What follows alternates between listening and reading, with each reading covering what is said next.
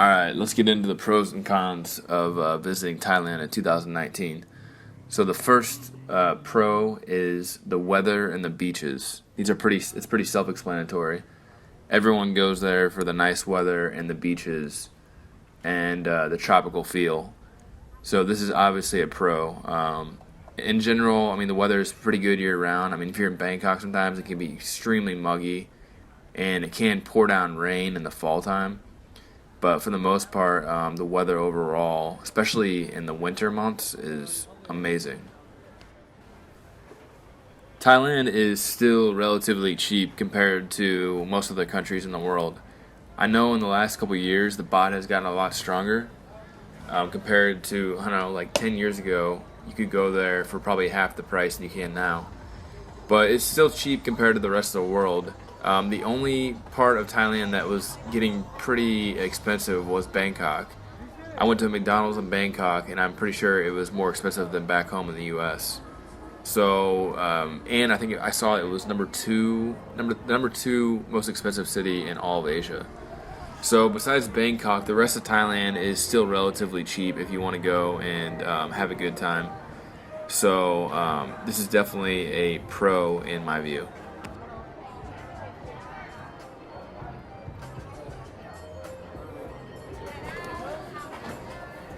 The food is the next pro on the list. The food in Thailand is overall really good. One of my favorite countries to visit to eat. I really like Thai food overall. I like pad Thai. I like paying $1 or $2 for a good solid Thai meal.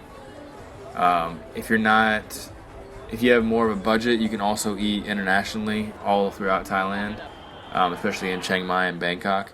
They have good. I had good Japanese food there. I had good pizza. I had good burgers there. I had some phenomenal breakfast in Chiang Mai. Probably one of the best breakfasts I had. Chicken and waffles with maple syrup. It was phenomenal. So I mean, when you go there, you don't have to expect a drop off in food. You're gonna get some of the best food in the world.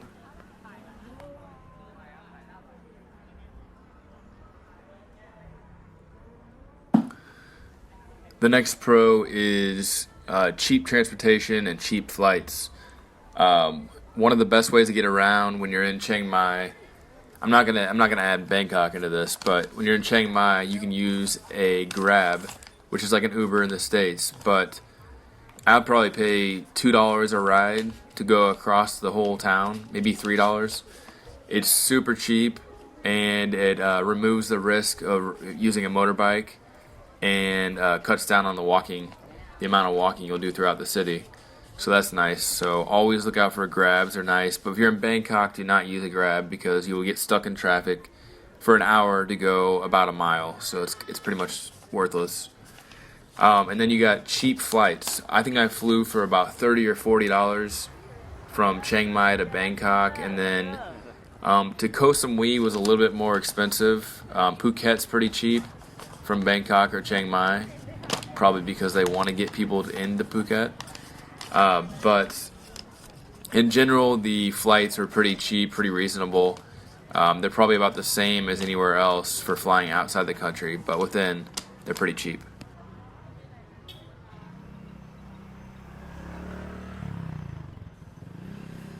So the nightlife in Thailand, this has got to be a pro. I mean, this is one of the reasons that people go to Thailand for the nightlife. The only downside I can see about the nightlife in Thailand is the bars close early, earlier than a lot of other places. They close around like 12 or 1 or something like that. I think it's 1. Kheosan Road is one of the craziest party places I've ever been to. Clubs everywhere. You can do shows. There's some crazy shows of women that are probably you'll have to go there to find out about. Um, yeah, it's overall it's a great atmosphere if you like to party a lot. And then in Chiang Mai you have Zoe Yellow around that area.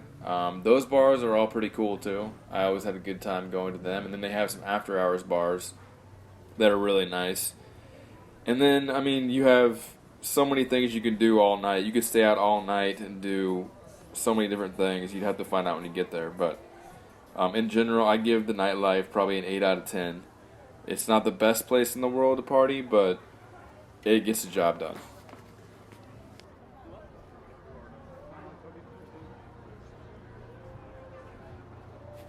The last pro I'm going to go into are Thai women.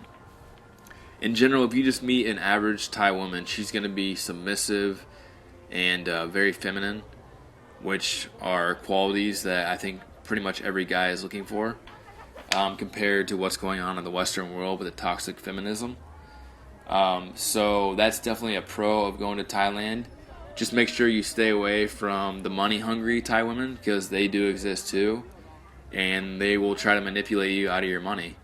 So as long as you stay away from that, you should experience and have a pretty good time with the Thai women.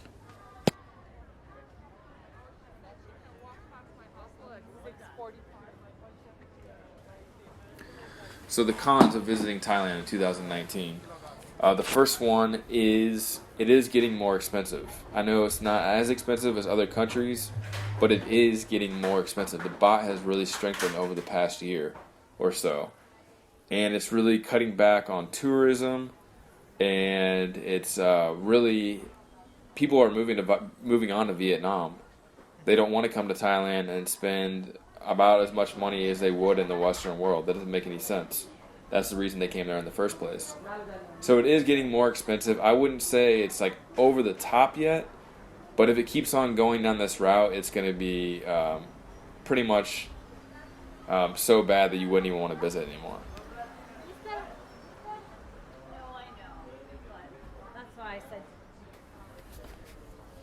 So the next con is all about money. Sometimes when you're in certain cities in Thailand, one of the main ones is Bangkok, you can feel like a walking money bank. You have taxi drivers bombarding you for money. You go to restaurants sometimes and they add in a service charge, which is very unheard of for the most part in Asia. But I noticed that a lot in Bangkok. In Chiang Mai, it was kind of off and on. If you go to a high-end restaurant, you might see that. And then you have certain things like in Phuket, they have a taxi mafia where they put a floor on the taxi prices. So if you want to go a mile and you don't want to walk and it's 100 degrees outside, you have to pay $15, which is kind of frustrating. Unless you want to ride a motorbike, that's the only other option. So, and then you have, women bombarding you for sex, for money.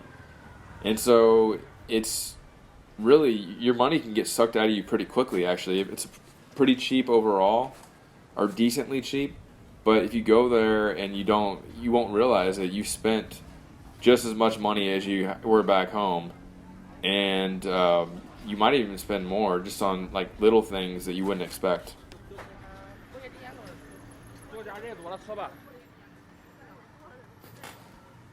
So the next con of Thailand is walking on eggshells. And what I mean by that is when you're in Thailand, in general, you don't really have any rights if anything were to go wrong. So if you get in some kind of legal situation with a Thai person, they're going to have the upper hand no matter what. Even if you're in the right and they're in the wrong, they're still going to have the upper hand on you. That's kind of the same thing in pretty much all Asian countries, and I didn't really have any problems with it, but I've read some stories that are pretty crazy where a foreigner comes in and gets beaten up by two Thai guys, and then he still gets in trouble for it and gets stuck in Thailand. And so there's just different things that can happen to you that they won't be on your side at all, and you're pretty much screwed. So just be careful if you go, and make sure that you're not doing anything stupid where you're going to get in trouble.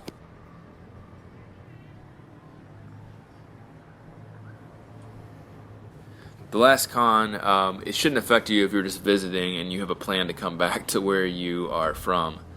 But if you're going there and you have no plan to come back and you just end up getting stuck there, it's very easy to get sucked into the lifestyle there. It's a pretty laid-back lifestyle. Things are decently cheap. There's tons of women. The partying, the nightlife's really nice. And so you can get stuck there. And it's not somewhere that you want to be stuck without a job and no money. So it's something to be aware of. I think that most Asian countries actually fall into this category.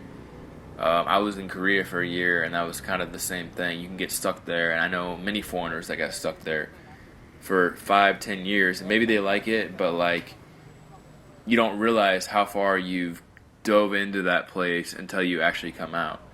And I know even from being in Thailand just for a couple months, I got into a lifestyle where I could continue to live there, but it probably wouldn't be the healthiest lifestyle for myself. All right, that's it for the pros and cons of visiting Thailand in 2019. Make sure you like and subscribe below. And also, if you have any comments on if you agree with my likes and dislikes or my pros and cons of Thailand in 2019, make sure you discuss below. Let me know what you think and if you would add on anything as well. And there'll be some more videos coming in the future from different places I've traveled. And I'll try to make some more lists like I did today. Alright, I'll see you guys next time.